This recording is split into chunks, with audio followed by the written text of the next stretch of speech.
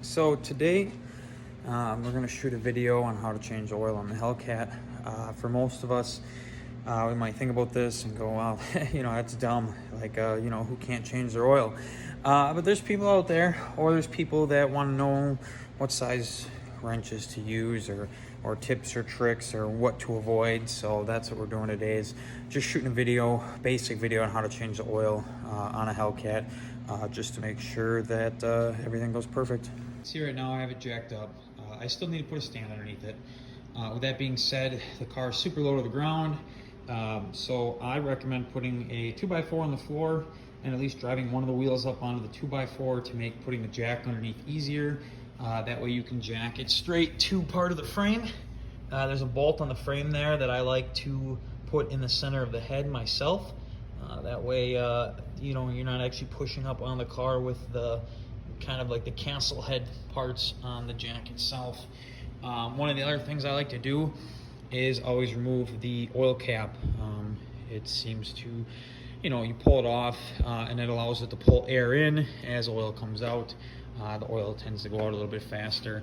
But like I said, you still want to make sure to put a jack stand underneath this before you get on the creeper and slide underneath your car. Change is that if you have catch cans, you should drain them. So this is pretty gross here. Let's start with this one. This clean, zero oil came through from the passenger side into this catch can.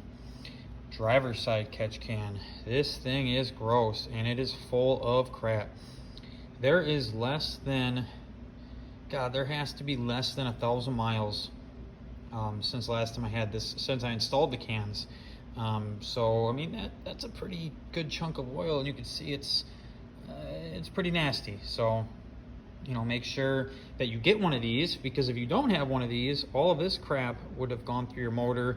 It can get on your plugs, it can build up on your valves, and just make crap really nasty. So get one of these kits for your car. Do yourself a favor and get one. Do your engine a favor and get one. And like I said, every oil change, or even sooner, take them off, drain them. They literally just unscrew. Best kit you can get. I didn't even buy this. I bought these used. I don't endorse Modern Muscle Extreme or whatever this stands for, but it's a good kit. It's a quality kit. So I highly recommend one of these dual billet aluminum kits. It'll make your life much easier and make your engine way healthier. Underneath the car here, super simple. Here's your filter, right up on the front passenger side in front of the motor. Here's your oil pan. Right here's your drain plug.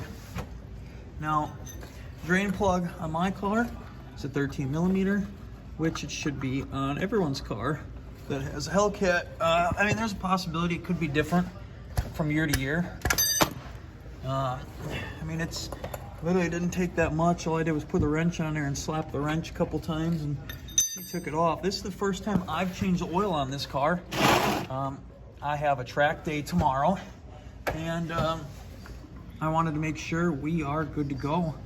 Last thing I want to do is go to the racetrack and not have enough oil, have crappy oil, whatever. Trying to eliminate as many problems as possible. So there it is. Drain the oil there. Set this bolt in the oil pan. Didn't even get any oil in my hand. Next step after you drain this, put the cap back on and then remove the oil filter. What you're going to want to do is make sure that your new oil filter has oil in it. So as you can see, I filled this up about 3/4 of the way full with oil, just so that it wasn't dry. Myself, I use Mobil 1 filters and Mobil 1 oil. I guess that's a personal preference. So like I said, once the oil's done draining, which it's almost done. Once the oil's done draining, go ahead and put the drain plug back in, and then you're going to want to change the oil filter with fresh oil in the oil. And then after that, it's just a matter of putting the car back on the ground and adding oil in and checking the level.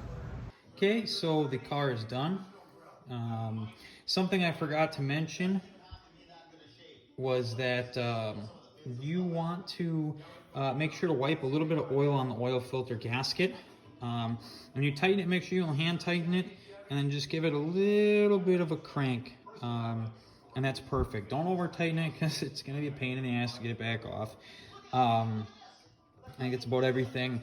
The car takes, depending on how it's sitting, somewhere around 7 quarts. So make sure you put in like 5.5 quarts. Check it before you add more. That way you don't overfill it. You overfill it, it's a hell of a lot harder to get oil back out of a motor without basically draining all the oil out. So that's everything. That's how you change the oil. Take the jack back off, take the jack stand back out, and that's it.